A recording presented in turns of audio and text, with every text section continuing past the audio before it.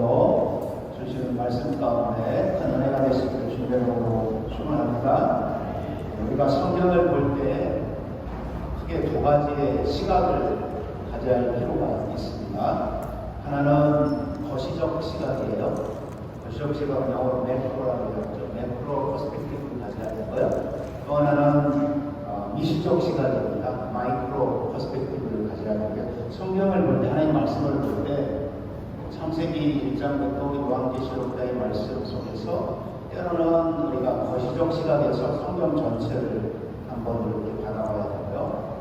그리고 각 권의 그 거시적 시각에서 보는 우리의 그 시각이 필요하다고 하고, 또 하나는 자세하게 한 구절 한 구절의 말씀이 어떤 하나님의 말씀인가를 보는 이시적 시각이 필요합니다. 그래서 우리가 거시적 시각을 이야기할 때는 우리가 숲을 보는 것, 멀리 이렇게 산을 바라볼 때 그 숲을 보는 것이 거시적 시각이고, 그리고 미시적 시각은 한 나무를 자세히 보는 것이 미시적 시각입니다. 그래서 항상 우리가 신앙인으로서 하나님 말씀을 대할 때 나의 시각이 두 가지 형태의 시각이 있어야 되는데, 하나는 거시적 시각, 숲이죠. 하나는 미시적 시각, 나무입니다.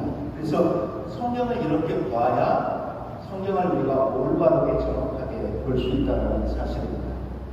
오랫동안 제가 중간에 이제 고난주간이나 9일절, 조발주일을 저희하고 룻기서의 말씀, 오늘 마지막 말씀인데요. 말씀을 가지고 계속 보았습니다. 여러분은 특별히 한국 교회들은 5월이 가정의 달인데요.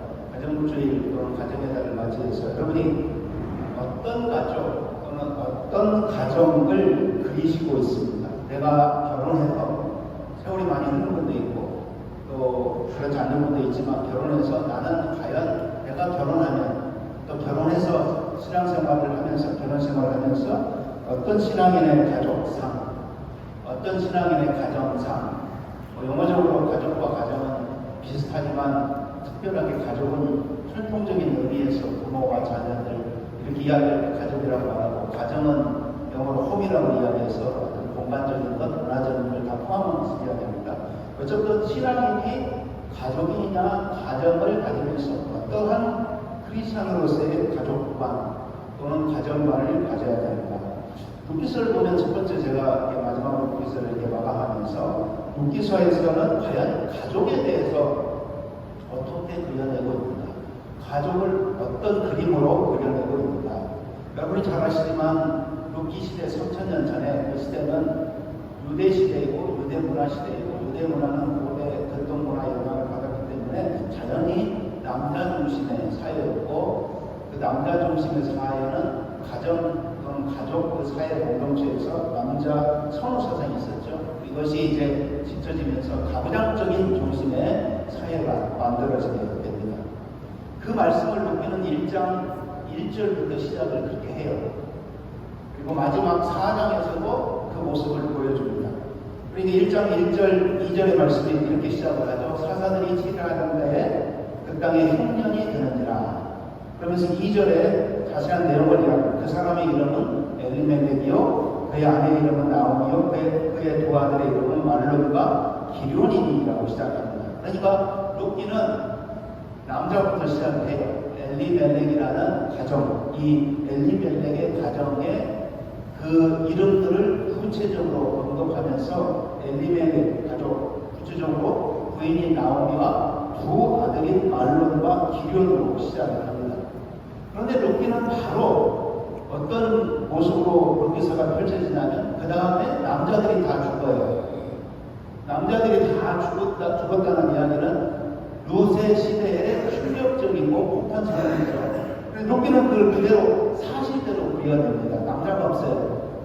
시아버지도 돌아가시고 남편들도 죽고 다 죽었어요. 아들도 죽고 다 죽었죠. 여자만 남아있습니다. 룻기는 갑자기 여인들의 이야기로 이야기가 전환됩니다. 그 여인들은 구체적으로 시어머니인 나오미와 그리고 며느리인 룻의 이야기를 해요. 룻기는 이렇게 이해할 수 있어요. 한 여인의 이야기, 룻을 중심으로 이야기하면 한 여자의 신앙의 이야기다라고 말할 수 있는데, 덧붙여서 시어머니 나오미의 여인과 같은 그 나오미와 룻 이 여자들의 이야기가 룻기서에 펼쳐집니다. 그래서 2장 1절에 가면 룻기에 남자 한 명이 등장하는데 이름도 잘 몰랐던 남자가 누구냐면 보아스라는 남자가 등장을 하고 3, 4장, 특별히 4장에는 다윗의 가문 남자 이름을 쭉 외워랍니다. 다윗 왕의 가문, 다윗 아버지 이세, 그 다음에 그 아버지 오벳 이렇게 쭉 해서 룻과 보아스와 나오미의 이 가족이 이 룻기의 마지막에 이 남자들의 이름이 나오면서 다윗의 가문의 이야기가 나오면서 족보를 이야기하면서 룻기가 끝나고 있습니다. 그런데 핵심은 뭐냐 하면 서방부의 남자 이야기가 잠깐 나오다가 후반부의 남자들의 이야기가 나오지만 중심에는 여자들의 이야기가 나오고 이 여자들의 이야기가 나오면서 한 가족과 한 가문의 이야기가 나오고 있습니다.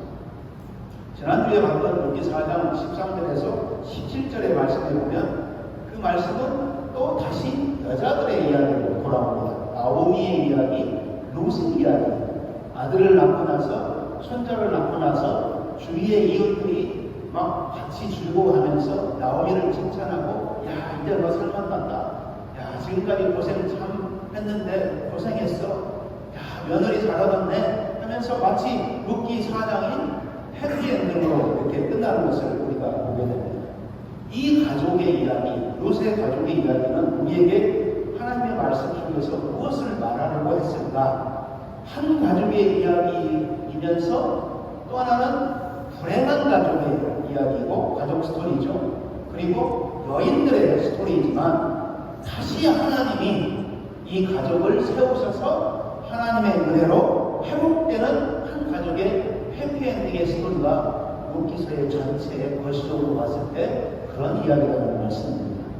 그래서 단순히 한 이야기가 아니라 이 표현이 이제 좀 어폐가 있는데 한 스토리를 우리에게 말씀하고 있습니다. 한 가족의 스토리. 어떤 스토리냐? 하나님의 은혜를 누린 한 가족 그리고 한 여인의 스토리라는 말씀입니다. 아주 평범한 가족이에요. 그리고 불행했던 가족이에요. 희망이 없는 가족이었어요. 소망이 없는 가족이었어요. 주위의 사람들이 이제 인생 종쳤네. 한 푼 없고 남자들도 없고 이 가정에 대해서 누구도 희망의 이야기를 하지 않았을 때에 그런데 그런 가족도 지금 3000년이 지난 21세기에 사는 저나 여러분에게 하나님은 그런 가족도 하나님의 은혜를 누리는구나를 보여주는 감동의 하나님의 말씀의 스토리인 줄 믿습니다. 우리가 이 말씀을 보면서 이러한 하나님의 가족, 하나님의 은혜를 누린 가족의 이야기, 과연 어떤 삶을 살았기에 그랬을까? 우리가 룻기서의 말씀을 계속 봤지만 저는 마지막 이 말씀을 보면서 참 이해하기 조금 힘든 말씀인데 잘 따라와 주시길 바랍니다. 역설적인 참 이해하기 힘든 말씀이에요. 이 말씀은 어떤 말씀이냐면 룻과 이 여인 나오미가 특별히 룻이 자기 소견대로 옳은 대로 살았어요. 목사님, 그건 사사기의 이야기잖아요. 사사기에서 그렇게 살았다고 이야기하잖아요. 왕이 없으니까 자기 마음대로 살았다고 이야기하잖아요. 아, 룻과 나오미가 자기 소견대로 살았어요? 라고 질문할 수 있어요. 네, 맞습니다. 이 룻과 나오미가 자기 소견 옳은 대로 살았습니다. 사사기에 자기 소견 옳은 대로 사는 거하고 사사시대의 사람들이 룻과 나오미가 자기 소견 옳은 대로 사는 것은 정반대의 이야기예요. 하나님의 말씀을 보면 먼저 사사기의 말씀을 보죠. 사사기의 말씀을 보면 사사기의 말씀 중에서 과연 사사기에서 소견대로 옳은 대로 살았다라는 말씀이 무엇이고 다음에 우리가 룻기를 보면서 룻기서에서 자기 소견대로 자기 옳은 대로 살았다는 말씀이 무엇일까를 보게 됩니다. 룻기의 이 말씀을 보기 전에 룻기 시대 같은 시대예요. 룻기는 사사기의 시대의 사람입니다. 그게 룻기 1장 1절에 그래서 분명하게 이야기합니다. 사사시대라고 이야기합니다. 룻기 시대를. 근데 동시대를 이야기하는데 사사기 21장까지의 사람들은 참 못된 놈들이고 룻기에 들어서면 룻과 나오면 참 좋은 사람으로 나와요. 같은 시대를 살고 있어요. 동시대를. 그런데 왜 그럴까? 룻기 앞에 이 성경은 사사기라고 제가 말씀드렸는데 사사기에서는 아주 부정적인 말로 사사기를 끝냅니다. 마무리하면서 21장 마지막 25절에 다시 띄워줘 보세요. 같이 읽겠습니다. 시작. 그때에 이스라엘에 왕이 없었으므로 사람이 각기 자기의 소견대로 옳은 대로 행하였더라. 사사기는 1장부터 21장까지 마감하면서 결론을 그렇게 내려요. 하나님 말씀에서 이 사사시대에 이스라엘 왕이 없으므로 사람이 각각 자기의 소견에 옳은 대로 행하였더라. 여기에서 각각 자기 소견에 옳은 대로 행하였다는 말이 무슨 말씀일까요? 결론적으로 이야기하면 사사기에서는 분명히 나쁜 평가예요. 나쁜 평가죠. 말씀을 마무리하면서.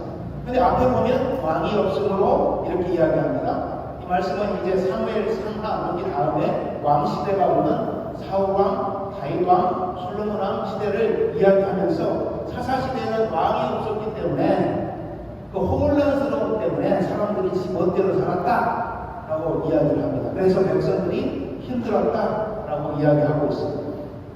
그래서 마치 우리가 왕이 필요한 거구나, 어느 나라든지 왕이 있어야 되는구나, 그렇게 오해할 정도로 이 고대 문화 속에서 왕이 없으면 안 되는구나, 그렇게 착각할 정도로 사사기는 왕이 없어서 사사시대의 사람들이 자기 소견대로 살았다라고 이야기합니다. 그런데 제가 이 말씀을 더 설명할 수가 없고요. 시간이 제한되어 있어서. 사사기를 보면 자기 소견대로 자기 옳은 대로 산 사람들의 모습이 잘 기록되어 있어요. 자기 소견대로 행한다는 것이 뭐냐면 사사기는 제가 이렇게 결론을 내요. 개인의 이익과 개인의 욕망을 따라 행동하여서 힘과 권력을 남용했던 시대를 사사기 시대입니다. 그 시대를 제가 정리를 해보니까 개인의 이익과 자기의 유익, 개인의 욕망에 따라서 행동해서 자기가 가지고 있는 힘과 권력을 남용한 시대를 사사기 시대라고 말할 수 있습니다. 그래서 제가 사사기를 다시 한 2주 동안 다시 읽어봤어요. 이 설교를 다시 준비하면서 사사기를 딱 만났는데, 특히 삼손 이후에 사사기 17장 이후부터 21장은 그게 더 악화 길로에 가는 모습을 우리에게 보여주는데요. 그런데 이 말씀을 쭉 보면서 사사기 17장에서 21장에 어떤 내용이 있느냐, 자기의 이익과 자기의 욕망에 따라 행동하는 것이 이렇게 하는 거구나. 그래서 성경은 지 멋대로 소견대로 지 옳은 대로 지라라는 것이 뭐구나, 죄송합니다, 그거를 17장부터 21장까지 구체적으로 이야기하는데, 제가 요약을 해봤어요. 요약을 해보니까 미가라는 한 인물이 나타나는데, 미가의 우상 숭배가 17장에 나옵니다. 자기가 자기 멋대로 신당을 지어놓고 자기 아들을 그 신당의 제사장으로 임명해서 돈을 취하는 거죠. 그때 당시에는 그랬습니다. 돈을 받을 수 있는 게 제사장이 되는 그 그룹을 만들어서 제사장에게 돈을 바치는 그 시대. 그런데 하나님이 언제 신당을 차리라고 했습니까?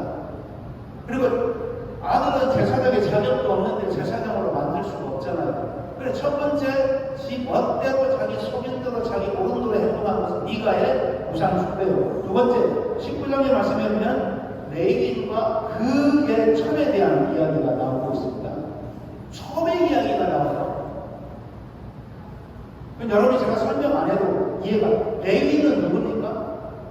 성전에서 제사 임무를 하는 하나님이 선택한 사람들이에요. 그런데 그 레위인들이 첩을 두었다라고 이야기합니다. 그 자체가 벌써 여러분 느낌이 오죠. 지 멋대로, 지 소견대로, 지 옳은 대로 행동했다. 세 번째는 19장 20절의 말씀에 기부와의 악행이 나옵니다. 레위인의 첩이 이 학대당하고 살해가 됩니다. 그러니까 이스라엘 지파들이 그것 때문에, 잘 생각해보세요. 첩이 살해당하고 문제가 생겼어요. 그것 때문에 이스라엘 온 지파들이 결집하여 기부하에서 어떤 일을 하냐면 하나님이 명령하라지도 안 했음에도 불구하고 집단 행동을 합니다. 오늘 정치 세계에서도 집단 이성이 우리나라, 필리핀, 전 세계를 망치잖아요. 그러니까 생각이 없었던 거예요. 거기에 동참했던, 이게 배웠던 안 배웠던 아무 상관없어요. 집단 이성이 작동하면 이 기부와의 악행의 사건에서도 분명히 말하는데 아무 기준이 없어요. 네 번째, 베냐민 지파에 대한 내전이 20장의 말씀에 나오고 있는데 이 베냐민 지파 때문에 전쟁하는 사건이 발생하게 되고요. 또 베냐민 지파를 보존하기 위해서 하나님이 말씀하지 아니한 엉뚱한 일을 합니다. 그게 바로 사사기에서 나온 것입니다. 이런 사례들은 하나님의 명령과 인도를 전혀 따르지 않고 자기 개인의 이익과 욕망을 따라서 행동한 결과들이에요. 그러니까 더 재밌는 것은 삼손 이후에 이런 문제의 주범들이 누구냐 하면 거의 다 남자들이에요. 여자를 겁탈하고 그리고 문제를 일으키고 그 다음에 자기 소견대로 그런 대로 행동하는데 전혀 신앙인으로서의 모습은 하나도 없이 행동하는 것이 사사기. 그래서 사사기에서는 지 멋대로 행동하는구나. 그걸 자기 소견, 자기 오는 대로 행동한다고. 그런데 룻기는 정반대로 동일한 시대의 인물임에도 불구하고 사사시대의 인물임에도 불구하고 성경은 이렇게 말합니다. 그렇게 살아간 사람이 대다수지만 이 소수 중에 그러지 않는 사람도 있어. 그래 룻기는 우리에게 그렇게 이야기하는 거예요. 세상을 살다 보면 대다수가 그렇게 살아가는 것이 맞다라고 말할 수 있지만 민주주의 사회에서 메조리티라는 이 대다수를 이야기해서 낭패를 본 적이 있잖아요. 그렇지만 아니야. 소수의 사람이 하나님을 어떻게, 소수의 가정이 그 어렵고 난세 가운데 신앙을 어떻게 지켜가면서 살아가는가를 보여주는 게 룻기의 모습. 자, 룻기 1장 1절에 제가 말씀드린 사사들이 치리하던 때라고 시작을 하고 있습니다. 같은 시대에, 사사시대에 살았던 룻. 근데 이 자기 소견대로 산다는 것이 사사시대의 이 불량한 사람들과 사사시대의 룻의 이 한 여인과 또는 시어머니의 나오미의 그 자기 소견대로 산다는 게 전혀 다른 거예요. 룻기는 같은 사사시대지만 다윗과 같은 인간이 필요한, 왕이 필요한 것이 아니라 그게 필수 조건이 아니라 필요 조건은 하나님 야훼가 왕이시라 하는 말을 보여주는 거예요. 따라서 룻과 나오미에서 우리가 볼 수 있는 게 뭐냐면 자기 소견대로 제가 지난주에 말씀드렸는데 아슈엣 하인이라는 용감한 여인, 용맹한 여인, 조력한 여인인 룻을 이렇게 이야기하는데요. 룻은 왕 대신 하나님을 경외하는 것이 이런 거구나. 비록 신분적으로는 이방 여인이고 돈 한 푼 없고 아무 사회적 관점에 볼 때 누구도 상대하지 않는 천민에 속한 그런 사람이지만 그런 룻이 자기의 신앙 가운데 살아간 자기 소명대로 살아간 게 뭐냐면 왕 대신 하나님을 경외하는 것이 무엇이고 그게 룻기에서 말하는 것은 왕이신 야훼 하나님을 경외하는 삶을 보여줘요. 여자도 문제가 아니다. 이방 여자도 문제가 아니다. 문제는 내가 이 땅을 살아가면서 왕이신 야훼 하나님을 어떻게 경외하면서 살아가는 것인가를 보여주는 말씀이 특별히 두 여성 룻과 나오미라는 이 여성의 삶 스토리를 통해서 우리에게 말씀하고 있습니다. 여기 보십시오. 그럼 룻과 나오미의 이야기를 우리가 할 때 자기 소견대로 살았다고 할 때 마치 하나님의 뜻을 거스는 것처럼 우리가 생각할 수 있어요. 절대 아닙니다. 우리가 여기서 이제 성경을 잘못 이해하고 있는 거예요. 룻기서에서는 나오미가 룻이 하나님의 뜻에 묻는 시간이 한 번도 없어요. 여러분 룻기 4장을 보면 작잖아요. 보세요. 언제 룻과 나오미가 무릎을 꿇고 하나님 제가 이리로 갈까요? 하나님 제가 이것을 할까요? 하나님 이걸 그만둘까요? 하나님 다시 돌아갈까요? 한 번도 나오미와 룻은 하나님 앞에 묻지 않습니다. 그 기록이 없어요. 그리고 한 번도 우리 영어로 기도가 없어요. 기도하는 모습이 룻기서에는 한 번도 나오지 않습니다. 이런 표현 때문에 오해할 수 있을 정도로 우리가 룻기서에는 왜 하나님을 부르지도 않고 하나님이 나타나지도 않고 하나님이 말씀하지도 않고 하나님 앞에 기도하지도 않고 간구하지도 않고 싸가지 없네 라고 말할 정도로 룻기서에는 그런 표현이 한 번도 계속 제가 룻기서를 볼 때마다 표현이 없어요. 우리가 오해할 정도로 이렇게 어려운 세월을 살고 난세를 살아가면서 기도하는 장면이 많이 나와야 되는데, 그럴수록 우리 입장에서 보면 기도하는 사람의 그 모습이 경건스럽잖아요. 그런데 한 장면도 나오지 않습니다. 목사님, 그러면 이게 뭡니까?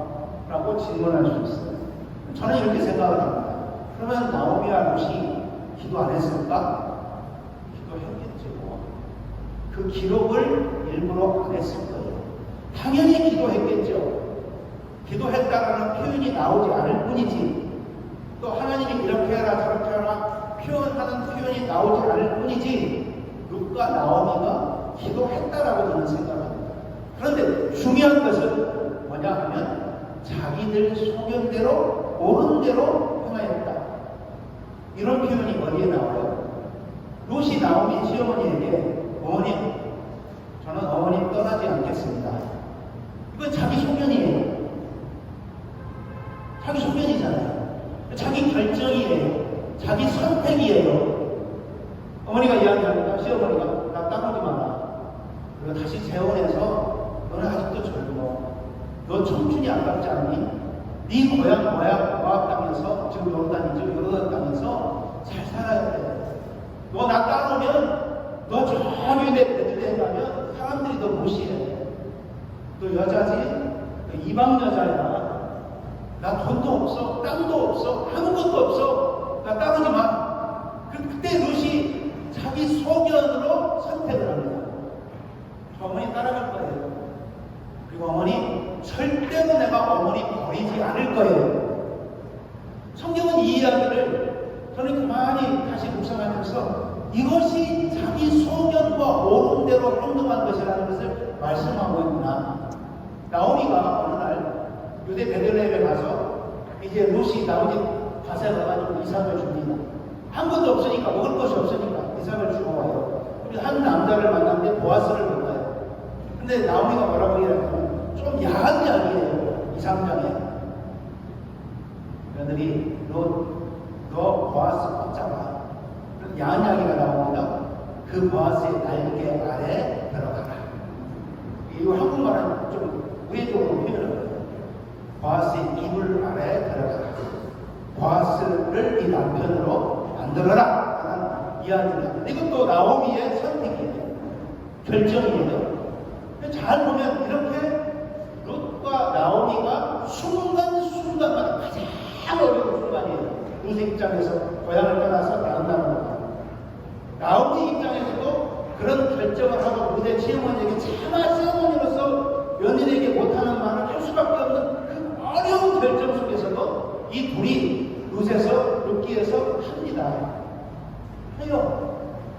오해할 정도로 이렇게 했는데 룻과 나오미의 인생이 엉망이 되었나요? 절대 아닙니다.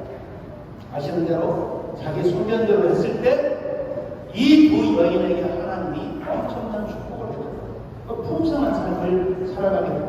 저는 이렇게 정리를 하고 싶어요. 룻기를 한번 중간에 정리를 하면, 룻기는 하나님을 왕으로 모시고 자기 옳은 대로 걸어갔던 사람들의 이야기입니다.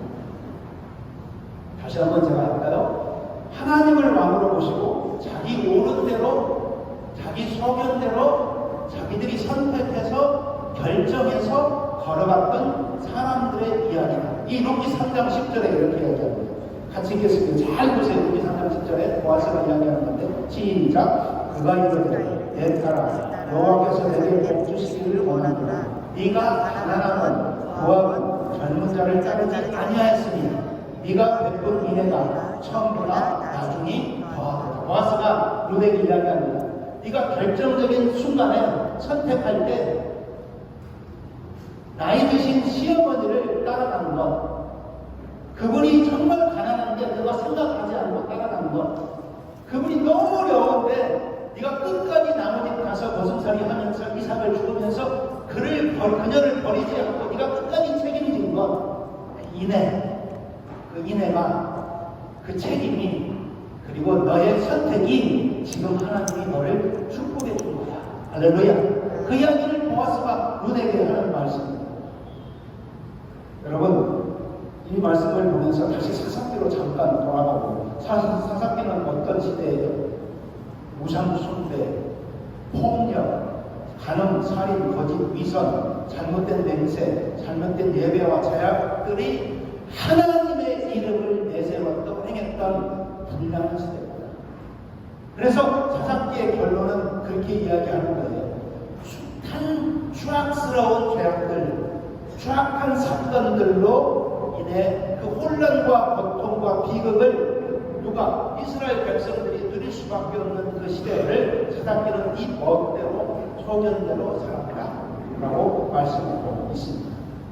말로는 하나님으로 포장하고 있지만 그 속에 세상의 방법, 자기의 이익, 육신의 정욕을 따라 자기 소견대로 감정대로 원하는 대로 살았던 시대, 그 모습을 사사의 시대라고 이야기를 합니다.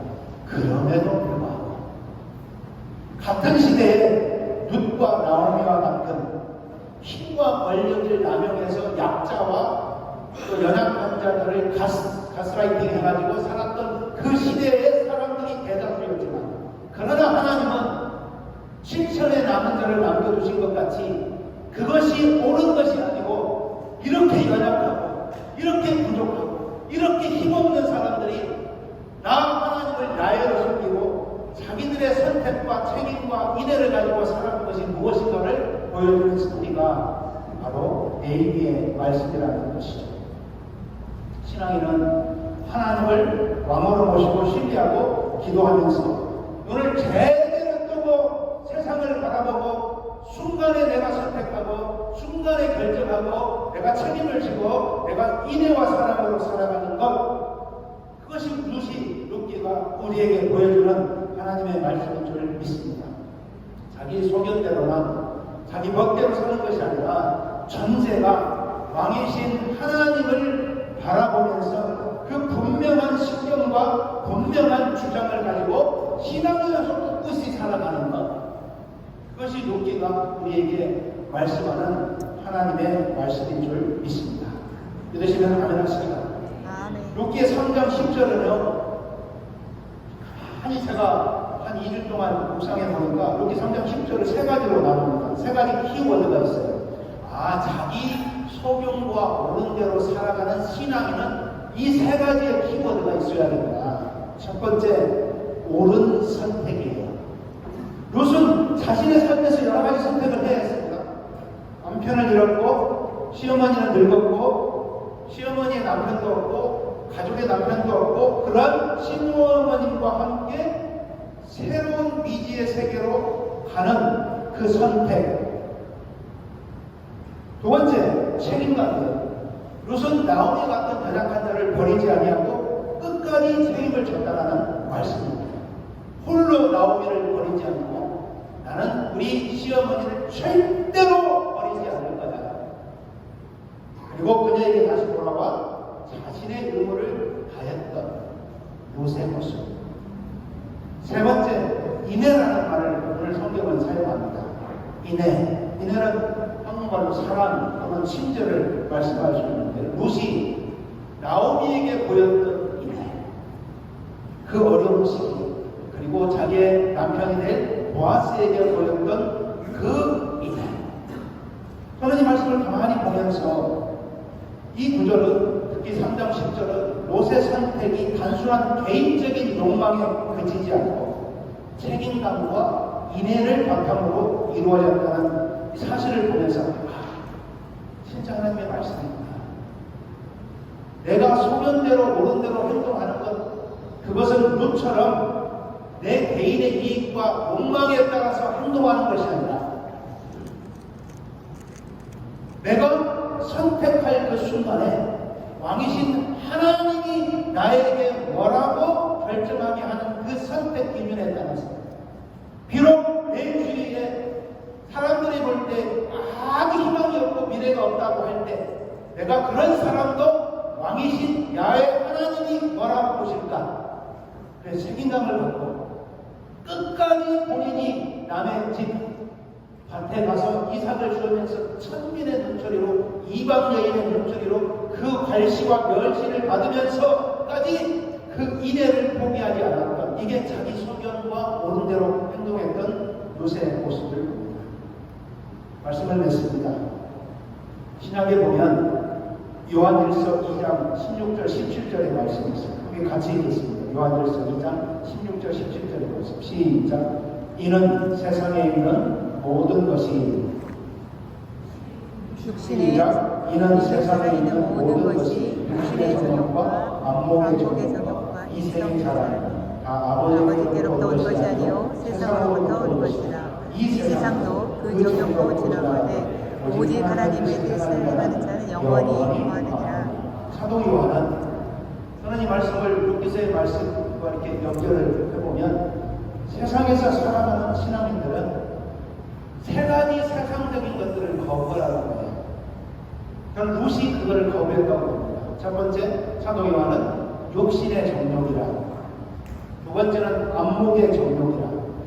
세 번째는 이생의 자랑이라. 여러분 잘 생각해 보세요. 여러분이 세상에 속했느냐 속하지 아니하는 기준은 세 가지입니다. 내 선택과 나의 결정이 신앙인으로 살아가면서 육신의 정욕을 가지고 안목의 정욕을 가지고 이생의 자랑의 기준에 의해서 선택했으면 성경 마지막 이야기로 하나님의 뜻을 행하는 자가 아니라고. 그러니까 이 말씀을 보면서 우리가 거창하게 하나님의 뜻을 행하는 것이 아니라 소소한 삶 가운데 룻처럼 자기가 처한 상황 가운데 세상적인 것들을 거부하면서 그 순간순간마다 자기의 이해관계, 자기의 욕망, 자기의 자랑, 안목의 정욕, 인생의 정욕 이런 것들이 우리 안에 계속 죄악 때문에 올라올 때 순간에 결정하는 그 순간에 하며 왕 대신 야훼이신 하나님이 뭐라고 보실까라고 귀를 기울이며 선택하고 책임지고 인내하는 행동을 하는 것이 우리에게 필요하다는 말씀입니다. 저는 룻기를 마감하면서 여러분에게 담대히 드리겠습니다. 여러분, 여러분의 순간순간 인생을 살아갈 때 결혼을 하고 싶은 배우자가 있고, 여러분이 사업하는 순간에 어떠한 계획이 있고, 또 여러분이 어떤 상황 가운데 학업하는 친구들은 대학, 또 직장, 이런 순간 속에서 소소한 거예요. 거창한 게 아닙니다. 그런 가운데 내가 과연 룻처럼 이 여인들의 이야기를 보면서 이런 소소한 삶 가운데 내가 어떤 기준을 가지고 살아가는 겁니다. 긍정적인 것은 올바른 선택, 책임감과 연대의식, 인내의 모습을 보여야 되지만 부정적인 것은 여기서 말씀하는 육신의 정욕, 이생의 정욕, 인생 안목의 정욕, 이생의 자랑을 노하는 겁니다. 그런데 우리가 육체를 생각하면서 이것도 아니고 저것도 아니고 사사시대의 모습이 우리에게 그대로 있어요. 그러니까 우리 성도님들에게만 있는 게 아니라 우리 신앙인들의 모습에 그대로 있어요. 결정적인 순간 때 저분이 목사야? 저분이 선교사야? 저분이 장로야? 저분이 권사야? 신명시키는 경우가 너무 많아요. 그럼 어떤 게 보면 직분도 없는 이제 초신자가 쉽게 말해서 믿음의 사람이 순간의 선택과 사람들에 대한 책임감과 그리고 사람들을 보는 모습에 그 행동의 모든 모습들이 사랑과 친절과 인내한 모습을 보면 좀 감성 돌립니다. 사랑하는 성도 여러분, 왕 대신 야훼 하나님을 우리가 진정 섬기는 사람들이라면 내가 살아가는 삶 속에 이런 모습이 모든 우리의 영역에 충만하기를 주님의 이름으로 축원합니다. 아멘.